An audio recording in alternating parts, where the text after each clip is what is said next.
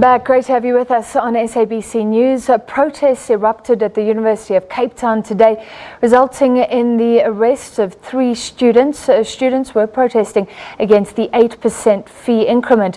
However, there were students who made a bold statement against the number of student suicides by demonstrating naked. Last night, students went on a rampage, trashing parts of the campus, including throwing urine and feces into a computer lab. The University of Cape Town says any further disruptions to the academic year at the institution will have devastating consequences for students. Well, let's find out more. We're joined from our Sea Point studio, University of Cape Town's SRC President, Student Representative Council President Seipati Tshabalala, and we were meant to be joined by a student as well. Ms. Tshabalala, let's stay with you. Just confirm that the Student Representative Council supports the demonstrations. I'd like to give a bit of clarity even on the Students' Representatives Council. So my term in office officially ended on Tuesday, and unfortunately the new SRC couldn't constitute given the situation on campus. However, as the outgoing SRC, we are supporting the call to protest and the call to, dissent a decision on the 8% fee increment. And we've spoken before about the means and methods, and yes, I understand that students are upset, but urine, feces, affecting equipment that is used to educate young people in this country that so desperately need it.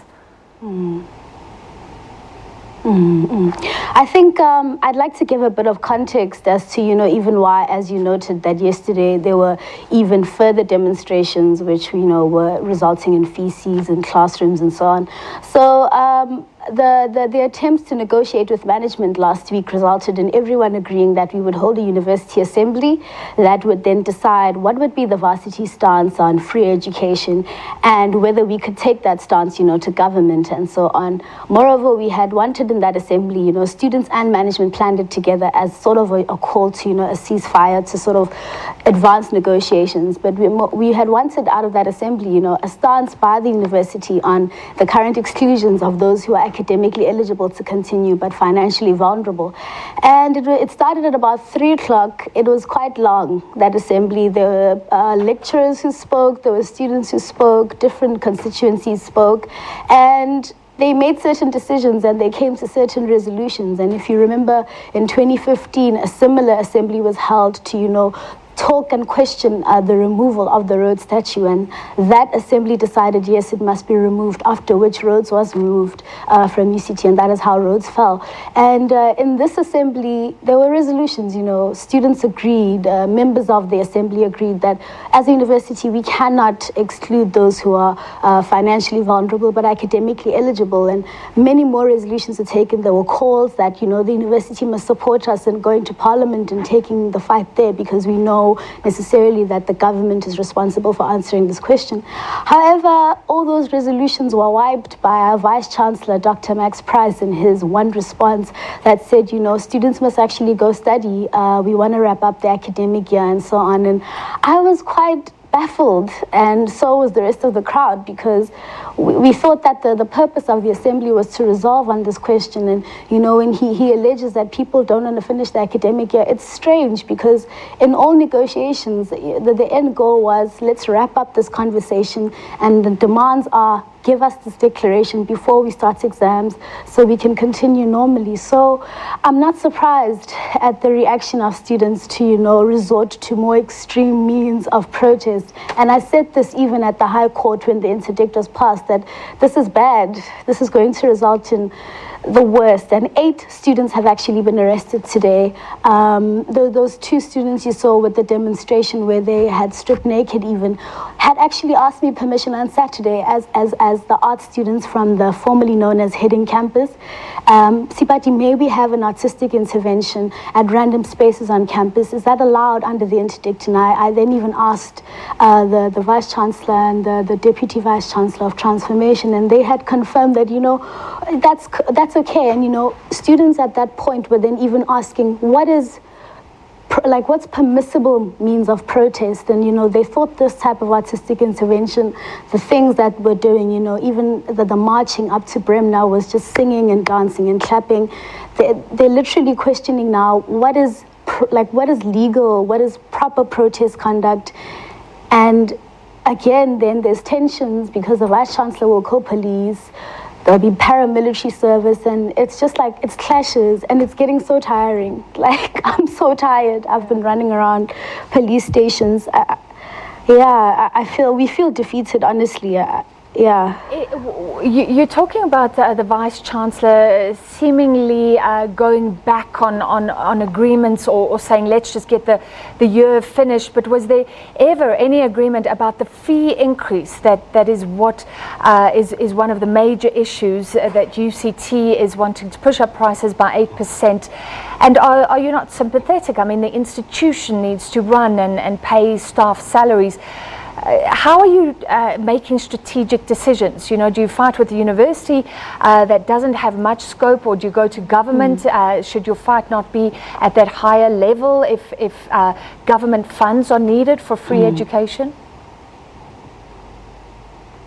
Again, I think it's important to note that students have made that distinction. They understand that it is the government's responsibility to respond to the call for free education, and they understand that then internally it is the processes of the university that will decide and ultimately agree to an 8% fee increment.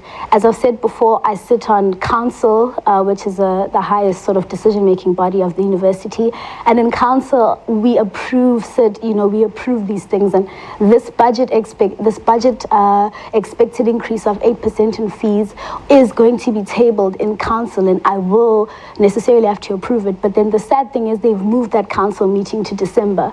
So means to sort of come together again, means to negotiate are being used. On Thursday we were in Senate and we were negotiating a ceasefire, and while we were in that negotiation, management went behind our back and filed the actual interdict in place. And even through that, on Friday we committed, and on Friday we made sure there was no protest action and no disruptions, because we wanted to commit to necessarily negotiating. However, that didn't happen, and the point of all these negotiations was the University Assembly yesterday, and students felt like they could resolve there, that we go to Parliament, we take the call for free education to Parliament, and in that assembly we commit to no one will be financially excluded. The university must take on a responsibility to fundraise. And again, on the responsibility of the university, in previous years, the reason why there wasn't a fee increment is because vice chancellors went to the government and proposed that the fee increment that they are tabling be subsidized by the government, and that is why then in previous years fees necessarily didn't go up. The government gave that subsidy, and we made a similar call this year. We said, Vice Chancellor, do the same thing. Go back to the government, ask for the same thing so that they can feel the pressure of the question of free education. Unfortunately, because the Vice Chancellor is not for free education, he cannot take it on. I just want to clarify. You cannot take on that call to go represent it to Parliament. I need to clarify. Correct me if I'm wrong, but it sounds like students accept that the university is going to have to do the 8% increase. So this is really about the principled stance. Is that what you're saying, that the university is taking, and the protests now are because they don't, students don't feel supported by the university in that principled stance for free education? Explain to me exactly what the protests are about right now, if that 8% isn't so much something that's being disputed. I think definitely it still is being disputed. In the student demands, there is definitely still a call for the 0% increment. But negotiations, students want to reach certain compromise. So we say, obviously the university, if you're struggling to bear the 8%, let's call on the government again, like we did in previous years, to subsidize that. I think, again, you must understand that they understand the distinction. Students understand the distinction.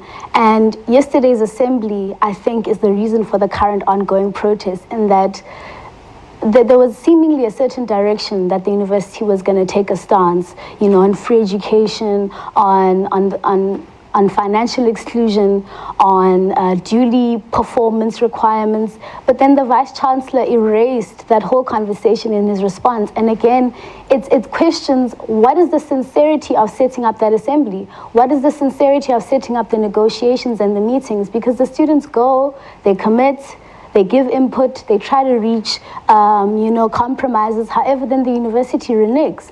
Students said, remove private security so we can continue conversations. They called on more. Students said, don't file the interdict so we can negotiate properly. They went ahead and filed it. Students said, call an assembly that will then decide, as the highest decision-making place in the university, let the assembly decide. And that happened, but management is still not committed to representing that decision. And it makes us question again, who does our Vice-Chancellor represent?